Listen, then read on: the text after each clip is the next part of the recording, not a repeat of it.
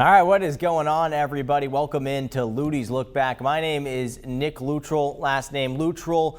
That's how I got the name Luttie. If you've been here for a while, you already know how we got the name Luttie's Look Back. It's a look back at what you missed in the past weekend of sports around our area of Arkansas. We've got a lot of fun things coming up in today's show, and I know Arkansas football had the bye, but there was a lot else going on. We'll quickly talk about the Arkansas bye week. Men's basketball was in action. The Arkansas men's basketball team, I should specify. Baseball as well had an exhibition game against Oklahoma State that we'll talk about. We'll also touch on UCA, A-State, UAPB, Harding, lots of other football, high school football, of course. We'll get your sweetest plays, quick glance at the NFL, and then some other non-football hog sports that we'll get to as well. As I mentioned, for football, we'll start it off there, and we'll start it off with the bye week for the Razorbacks, heading into LSU week now for the Hogs. Let's go ahead and get, as we always do with the show, let's go to my big three things, or my three big things, whatever order you want to put it in. This is what it is. The first one, and this is kind of a look at the bye week. Normally come out of a game for the Razorbacks and say, okay, what are my three big things? This is kind of coming out of the bye week, so it's a little bit different than it normally is. But my first thing is the big one. Get Taylon Green healthy. We'll find out later today. I think later today and throughout the week whether Taylon Green will be ready to go. I can't remember his exact status when the injury report got released last week, but having QB1 healthy and ready to go for LSU will be huge to whether the Hogs can pull off another upset. My big thing, number two, got to keep the momentum going. Look, this is a Razorbacks team that they're cruising right now. Maybe they didn't have a great game against Texas A&M. Obviously, they lost that game. But coming off of the biggest win probably of the Sam Pittman era against Tennessee a week ago. And so now you got to ride that momentum. You got to start out hot against LSU this coming Saturday. I think it'll be hard for the Razorbacks because they might lose that momentum because of the bye week. Like, things have gone down a little bit. I don't know if they can bring that same energy. And that kind of leads into it's a similar point for point number three here, my three big things. They got to bring the intensity and the effort for LSU, just like they did against Tennessee. Look, we've seen two different Razorback teams throughout the course of this season. I want to see that same intensity and effort that we saw against Tennessee. I want to see it against LSU. So those are the things, my three big things. Let's move on now to some Hog basketball talk. They were in action over the weekend. Not necessarily in action playing actual games, but this was the first time that fans got a public access look at the new Arkansas men's basketball team. In case you missed it, John Calipari is the head coach of Arkansas now, if you've been living under a rock for the last, 7 months. Calipari is now with the Hogs. They had no team. Now they have a team. They had no schedule. Now they have a schedule, a very challenging one at that. Only one returning player for the Razorbacks, and it's Trevin Brazil. But really, this is a team that should be, the AP poll actually comes out today, I believe. In college basketball comes out today, so we'll see where the Hogs get ranked on that. But they had a tip-off tour this weekend, started in Hot Springs on Saturday, and you're seeing some of the footage here. Started in Hot Springs on Saturday and Pine Bluff yesterday, and the Hogs probably had around 4,000 people in Hot Springs. Pine Bluff maybe a little bit less. We had someone else go on Saturday. I wasn't able to make it on Saturday. I was at the UCA football game, which we'll talk about later. I was there yesterday and with the event in Pine Bluff, and it was exciting. A lot of different drills that they put on, basically like an open practice with a few added bonuses and autographs and fun stuff like that. But there's a few things that I took away that I wanted to leave you guys with for those who haven't seen the footage or obviously weren't able to make it to Pine Bluff or Hot Springs for the game. The big news, I think, right now is some injuries, and they're minor injuries. That's the good thing. But you also, I'm going to say these names, and you're probably going to be like, who? Unless you follow this team like really closely over the offseason, because nobody from last year's team is here except for Trevin Brazil. They got a senior guard, John L. Davis. I think he was the #1 guy in the portal. He's now with the Razorbacks. He was at FAU last year. But sorry, I got to get back on topic. Injuries, John L. Davis, Adu Thiero, and Jonas Adu. They were all limited/out due to undisclosed, not specific injuries that we really don't need to get into because it doesn't seem like it's going to be a big deal heading into the season in a few weeks. By the way, the season starts in a few weeks, which is kind of crazy. But there's a couple freshmen freshman guard that sat out. Melo Sanchez, a junior guard transfer, also sat out. So there was it was a limited scrimmaging, basically what we saw over the weekend, but it was a lot of fun. Boogie Fland was the guy that I wrote down, and I could tell from the beginning, maybe a little short, but this guy is flashy, he's quick. He's making the plays. He's getting the ball to Big Z. Big Z is like 7'2", 7'4". I'm still working on how to pronounce his full first name and last name, so give me credit there. But most people just call him Big Z, and you can see why he's called Big Z for a reason. Two other players that stood out to me.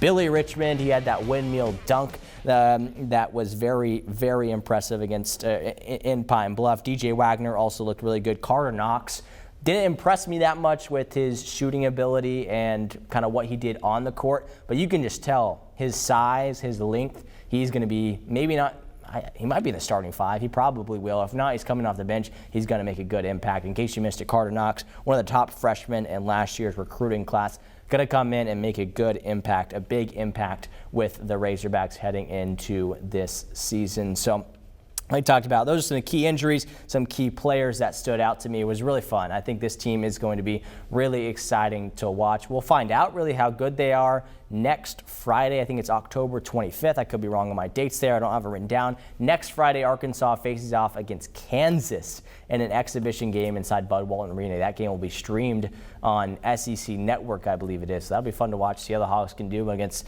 another team that could be that will definitely be in the top 10 in the Kansas Jayhawks. But let's move on from basketball and turn our attention to baseball now. Actually, before we turn our attention to baseball, we got to hear from Coach Cal, right? This guy is a walking soundbite. Let's hear what he had to say about having this tip-off tour in Hot Springs and Pine Bluff and some of those key injured players. Because I asked, where would we have the biggest impact? And half the people I talked to said, you got to go to Pine Bluff. They used to always go to Pine Bluff. They haven't been there in a while. The city needs it. The young people will need it. It'll be great. Let them know it's their team as much as anybody in this state. This is Pine Bluff's team. And I said, fine. Why Hot Springs? Where do they play the state championship every year? In Hot Springs. So we said, let's go to Hot Springs. And I've been there a couple times. I had to get my passport, which was like FBI stuff. My gosh, they got it. But was there, and then I did the coaches clinic there for the state association. So it was good. I mean, this was great for our kids to see that this program matters. It was great for the kids to do the Samaritan's Feet and help young people and their families. We were giving shoes to families, not just kids. Well, the biggest thing is you got to get your whole team doing it. And right now we've got, I'm going to say 2/3 of a team. But it's fine because you know what's happened? Those 2/3 are getting unbelievable reps and they are getting better. That's the advantage. The disadvantage is those other guys are pretty good and they're going to play, but we got to get them together. And we got, it's early. I'm not panicked. I got a foot on the panic button, but I don't have two on the panic button. So we'll get healthy and then we'll see where we are. Like, we should be a huge team, a big, strong, rebounding team. But when you got Adu out and Jonas out, all of a sudden, well, now we're playing with 3s at 4. But I'm enjoying it. I mean, I hope you could see it in my face. Now, I got a little aggressive out there today because I want them to know, I don't care what the setting. You're not going to do the stuff that you're choosing to do. You know what's expected of you. Go do it. It's not on your terms. You show some discipline, some self-discipline. And that's why I got a little aggressive at times out there. But, I'm enjoying it. All right, good stuff as always there from Coach Calipari of the Razorbacks. I'm still getting used to saying Coach Calipari of the Razorbacks, still getting used to seeing him in red. He's been in blue my entire life, as long as I can remember at least. He might have been at UMass or somewhere else before that, but he's always been a Kentucky Blue, and so it's weird to see him with Razorback red, but it's exciting in a way. I don't know, still getting used to it. It was weird being there in person. Like, I was like nervous. I didn't ask a question to him. I didn't get a chance to, but I was kind of nervous being in the same room with him. It was weird, but it was awesome to kind of be in the same room as him and get the chance to hear from him. But all right, got ahead of myself earlier. Let's get on now to baseball, because I'm so excited about this baseball team too. They had an exhibition series with Oklahoma State. We'll probably move through this pretty quick. They won 2 out of the three games. Again, it was an exhibition series. They won the first game, lost the second, and then won the last game. I heard, and I haven't confirmed this, but I heard for Game 3, Arkansas kind of played its bench players. Oklahoma State played its starters, and Arkansas still won like 8-1 or something like that. So really encouraging out of this baseball team. I got a stat here. Hogs used 16 pitchers during the weekend series. The pitchers combined to allow 8 runs, 14 hits, and 26 strikeouts. So that's a lot of strikeouts and not very many runs for the other team. So Arkansas pitching picking up where it left off to end the year last season. And then offensively, got a lot of new players on this year's team, as it always is with any team with a transfer portal now. But Brent Iredale was a guy who stood out to me, a JUCO transfer. He was 4 for 4 in Game 1 on Friday night, I think it was.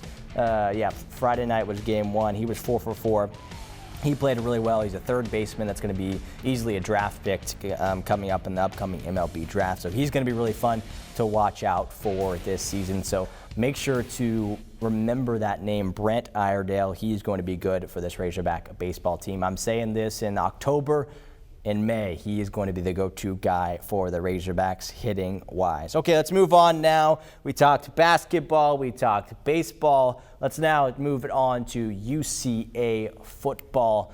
They got the win, but it wasn't exactly pretty. 34-33 over West Georgia. Look, West Georgia was winless in the UAC this year, and obviously they didn't pick up the win on Saturday against UCA, but I don't know, the Bears just didn't look like themselves. I was at this game. I was hoping for a lot of highlights. I could get out of there midway through the second quarter, come back here, show you all the highlights on a broadcast. That didn't work out so well. Didn't go too well for the Bears. Crazy stat here. West Georgia had 35 first downs during the course of this game. UCA only had 15. So a 20-point difference there, kind of crazy. But UCA went on to win by 1 point. Shunderick Powell, again, was pretty good. 19 carries, 156 yards, and 1 touchdown. But enough talk from me about this game. Let's hear from head coach Nathan Brown now. To be honest with you, I knew this was going to be a battle. I knew it was going to be a game where, we had to play good, and we did at times tonight. I mean, there's no question. I mean, we came out in the second half and bang, bang, 2 scoring drives right away, and it looked like at that point we were going to push it out, and we just didn't do enough. After that, they did a good job loading the box and putting us in some bad situations. But just proud of our guys. I said this on the radio earlier. I was happy that our defense was on the field to win that game, because I think our defense was holding a little bit of a burden from last week. Just the tough night they had against Abilene. And so for our defense to be on the field to win that game in that fashion was obviously, I think a really neat deal. And so hats off to our players. Hats off to our players. I mean, the players played. They're tired. They're worn out. They're sore. Bye week's coming at a good time. We just need to fight, scratch, and claw and figure out how to win that game. And so I'll learn a lot from the film. We'll learn a lot from the film, but just very proud to come away with a big win. Good to hear, as always, there from head coach Nathan Brown. Will McElvain, the quarterback that was to his left, to our right when you were watching that press conference footage there. He also took some of the blame. And look, I don't know if it was completely his fault. I don't know if it was the offensive line's fault. Like I said, something just seemed off with UCA on Saturday. I don't know what it was, but I hope they clean it up, because they've shown potential to be an FCS playoff team. And right now they're sitting at number 12 in the country. We'll see what happens when the updated rankings come out today. But UCA, they've shown the potential. They didn't really show it against West Georgia. They were up 34-17 or 34-10, something like, I think it was 34-10 in the third quarter. and then kind of stumbled towards the end, but ended up holding on for that 1-point win. But yeah, tough look for UCA, but we'll see how they continue to do throughout the course of this season. Okay, moving on from UCA to Arkansas State now. They lost 41-9 to a good Texas State team. Look, the Red Wolves, again, they've shown signs of being really good this year. Like, they kept it close with Michigan like a month ago, and then they lost pretty handily to Iowa State a few weeks ago. And in this one, we kind of saw that Iowa State team show up for this one. But a good positive I do want to note, former Fordyce Redbug Jaquez Cross had over 100 yards rushing, almost 50 yards receiving. He led the team with both rushing and receiving. So good to see a local kid getting some good time for the Red Wolves.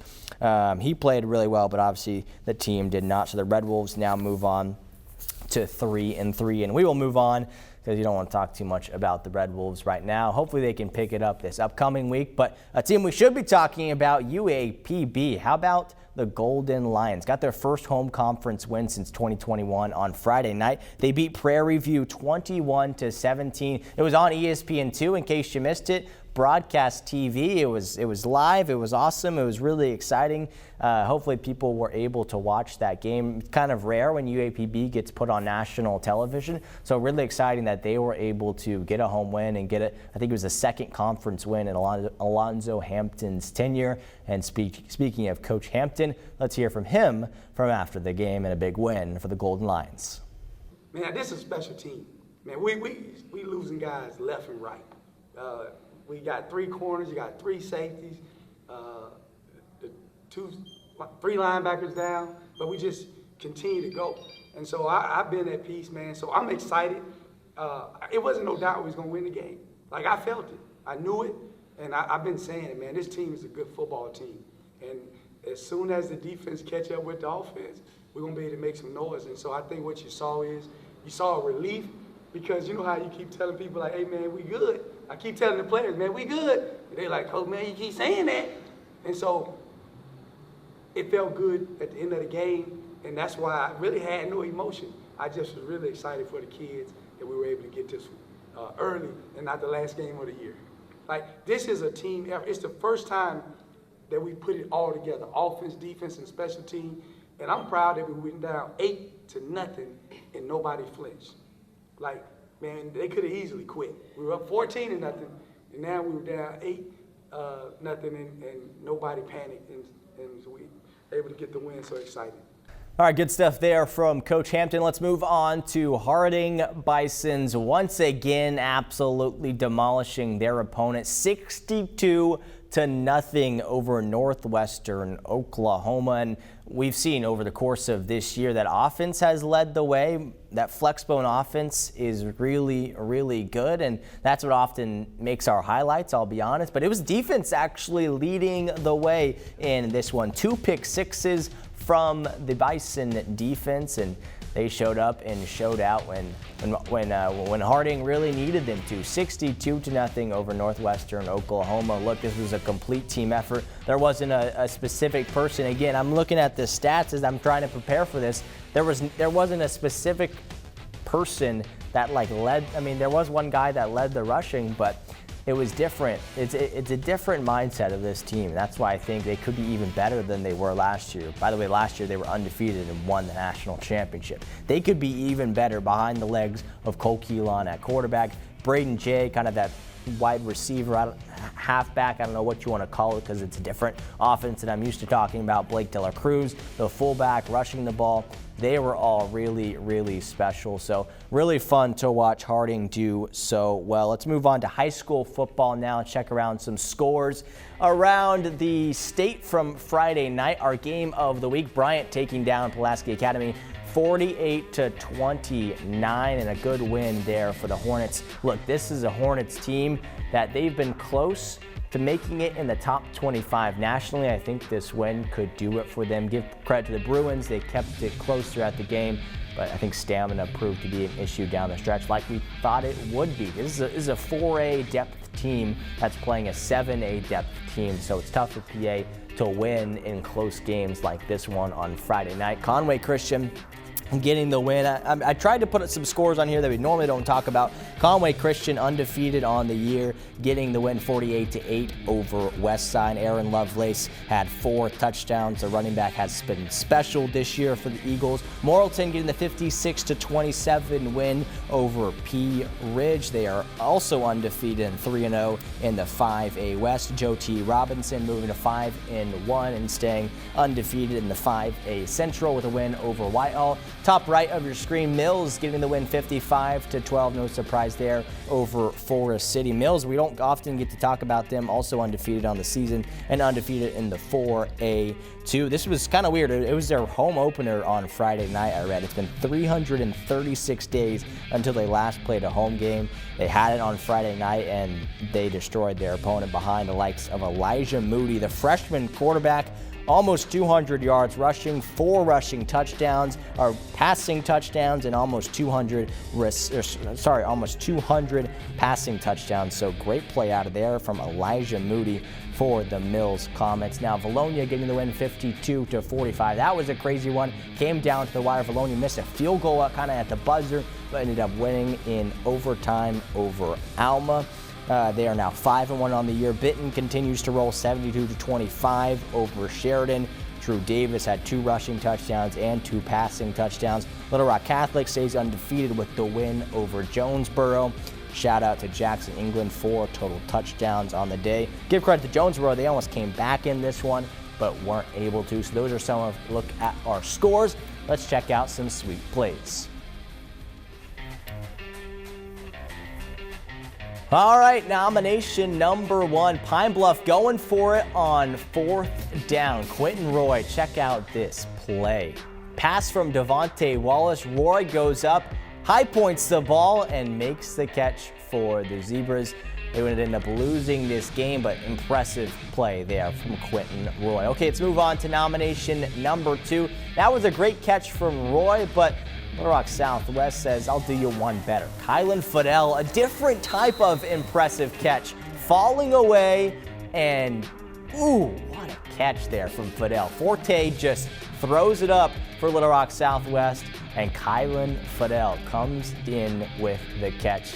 Man, that's some impressive stuff there for Little Rock Southwest. Let's check out nomination number 3, our final nomination Thursday night. You just missed it there. The ball snapped over the head of Quentin Murphy. He has it at his own 25-yard line, and he does the rest. Look, he could have snapped it and ran directly in. He could have snapped it and he could have run all the way back to the 50-yard line and then ran into the end zone. That's the type of player that Quentin Murphy is. Let's take one more look at it. This is such an impressive play, and it shows the athleticism from Parkview's Quentin Murphy. Snap goes over the head, ball bounces back. Instead of pouncing on it, he knows he has the skill and the athleticism to pick it up and run it all the way in. So there it is. Those are your Yarnell's sweetest plays of the week. Make sure to vote, thv11.com/sweetest play. Cast your vote. Voting ends tomorrow night at 5 o'clock.